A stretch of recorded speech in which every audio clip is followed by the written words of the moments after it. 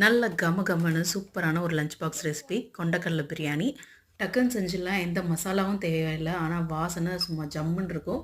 எப்படி செய்கிறதுன்னு பார்க்கலாம். குக்கரில் 2 ஸ்பூன் அளவுக்கு எண்ணெய் நெய் சேர்த்துட்டு சோம்பு, பட்டை, கிராம்பு, ஏலக்காய், பிரிஞ்சி எல்லாம் சேர்த்துக்கோங்க. இதோட ஒரு கைப்பிடி அளவு சின்ன வெங்காயம் மிக்சியில் ஒரு பல்ஸ் விட்டு எடுத்து வச்சுக்கோங்க.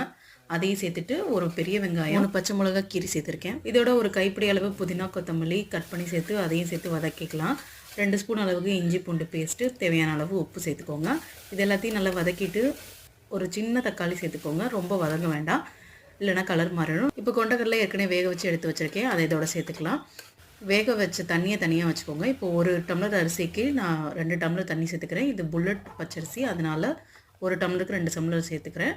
நீங்கள் ஜீரக சம்பா எடுக்கிறீங்கன்னா 1 டம்ளருக்கு 1 டம்ளர் சேர்த்துக்கோங்க. இது கூட அரை லெமன் பிழிஞ்சு விட்டு நல்லா கொதிச்சதுக்கப்புறம் குக்கரை மூடி சிம்மில் 10 நிமிஷம் வச்சு எடுத்திங்கன்னா சூப்பரான கொண்டக்கடலை பிரியாணி